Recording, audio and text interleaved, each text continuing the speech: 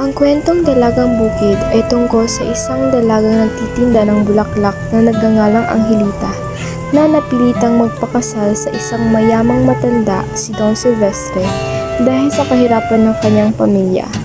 Gayunpaman, mahal na mahal niya si Cipriano, isang estudyanteng abogado. Bili na kayo, bili na kayong bulaklak. Hi, Angelita. Napakaganda ang iyong tinig. Para kang isang anghel sa pag-awit. Kagandahan mo'y parang isang berhen. Don Silvestre, ang mga katulad niyo ay parang paru-paro, na ang tanging hangad sa bulaklak ay ang masamyo. Pag naubos na ang samyo at nalalanta ng bulaklak, kayo naman ang magsasawa sa kanya. Don Silvestre, nakakapagod na ang mga sinasabi ninyo. Huwag kayong magulat kung balang araw makakahanap rin ako ng tunay na pag-ibig. Hindi gaya ng sa inyo. At kapag nangyari iyon, tiyak na pipiliin ko ang lalaki na may mabuting puso at nagmamahal sa Diyos. Yan ang magaling. Huwag lamang kay Don Silvestre. Matanda ka na po. Hindi, mabait ang matanda. Angelita, maaari ka bang may isayaw? Sitigil nga kayo, lahat kayo ay aking sasayawan, upang kayo ay masiyahan. Kung sino man ang unang makaubos ng aking bulaklak, ay siya ay aking unang sasayawan. Cipriano, gusto mo ba ng bulaklak? Oh, bakit parang ikay malungkot? Ba't hindi ka makisabay sa kanila? Napansin mo ba? Ay, hindi na. Dahil nandyan ka na. Naku, may paganyan ka pa ah. Hindi ka ba naniniwala? Sige na, naghihintay na yung iba. Ito, bahad ko. Salamat. Gusto niyo po ba ng bulaklak mabait na matanda?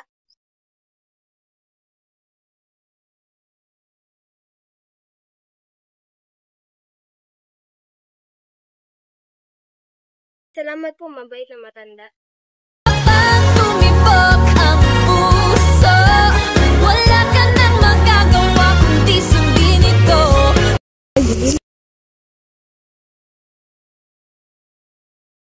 Hindi pwede. Oh, hindi nga pwede. Wala kang hiya, matanda. Wala kang dangal. Tama na ho kung sino mangiibig sa akin o kailangan siya ay maging mabait upang ako'y makamit.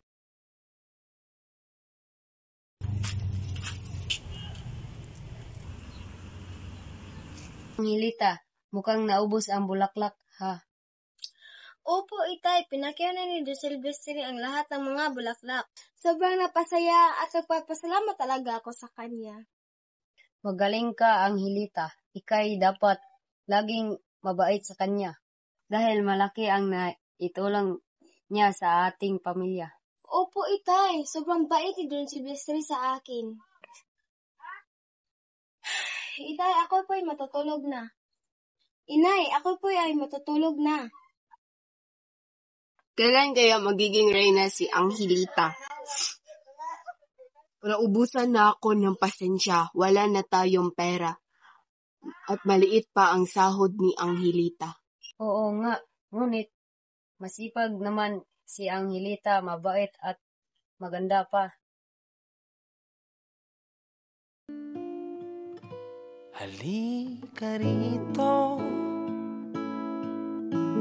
Angelita. Sumugal ka ng Huwag mo sana akong talikuran. Bakit mo ba ako pinapahirapan? Ano ba ang kinalaman mo sa buhay ni Don Silvestre? sabay tayong Cipriano, walang masamang balak sa atin si Don Silvestre. Kung sakaling ako'y magiging reyna ng bayan, malulugtas ang mga suliranin ng aking mga magulang. Angelita, hindi mo kailangan kumapit sa patalim. Cipriano, ako na'y walang ibang maaasahan. Kunting tiis na lang. Ako'y magtatapos ng abogasya. Ako mismo ang lulutas sa mga suliranin na iyong pamilya. Pagkagising sa umaga, ikaw ang gusto kong kasama. Pag ika'y hindi nakita, araw ay di masaya. Dahil ikaw ang tanging pangalan, puso ko ay iyong nabihan. Pagkasama ka ay parang nasa ulan, umagandang dilan. Angelita, mahal kita. Cipriano, mahal rin kita. Don Silvestre, ano ibig sabihin nito? Angelita, huwag ka sumama sa kanya. Don Silvestre, sino ang tunay na konsorte ng ating reyna? Ako'y pipili na ang konsorte. At ang napili kong konsorte ay si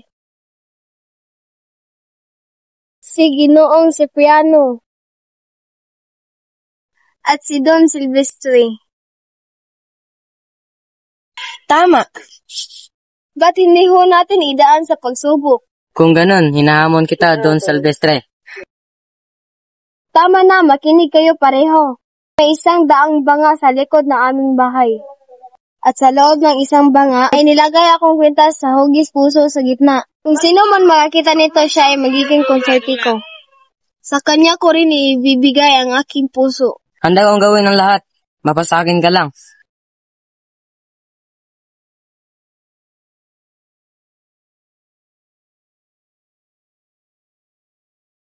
Makinig ang lahat. Ako ay nakapagdesisyon na kung sino talaga ang aking magiging konsorte. Ang napili kong konsorte ay si Don Silvestre. Angelita, yan ba ay katarungan? Cipriano, ako unawain mo sana. Di ako papayag!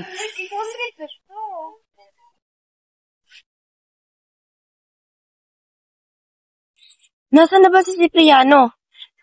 Ayun!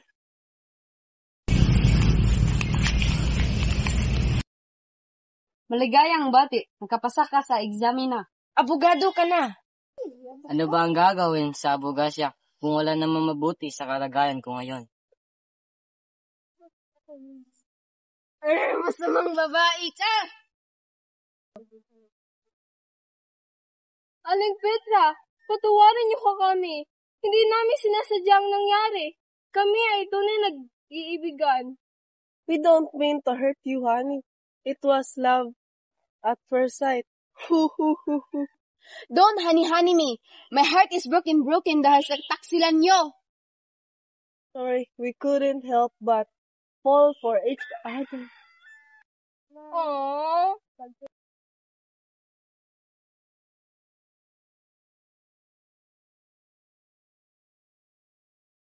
Sa isang daang banga, luha at pawis ang inalay ko. Upang mapasayo lang ito, Angelita. Cipriano, nakita mo na aking kwintas. Ngunit paano natin sasabihin ito kay Don Silvestre?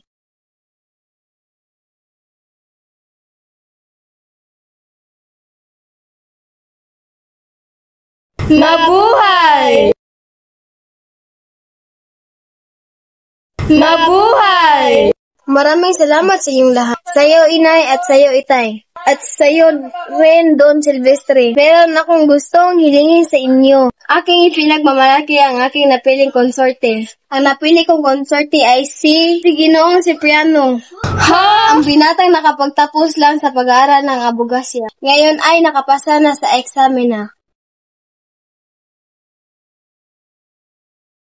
Naalala niyo ba na pinahanap ko kayo ng kwintas na may hugis puso sa gitna? Ito ba ang inyong ginawa? Ako'y napilitan lang na kayo'y piliin. Kaya tama na, ito ng huling kong pasya.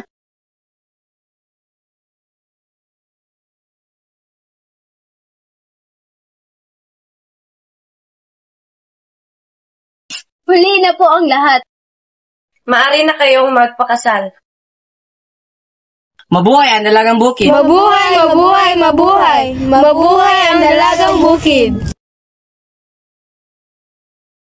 Wala kang handa Wala kang Wala. Angelita, yan ba ay makaturungan? Go. Sa isang banga, sa buka naman mabuti na sa kalagayan ko ngayon. To hurt you, honey. It was love first at... We don't hurt you, honey. Matanda ka na po, ha ha ha. Ang Dalagang Bukid ay isang sikat na sarswela na nagpapakita ng mga isyu ng pag-ibig, pag-aasawa at kahirapan sa lipunan ng Pilipinas noong panahon ng pananakop ng mga Amerikano. Ang kwento nito ay patuloy na nagbibigay ng inspirasyon sa mga Pilipino hanggang sa ngayon.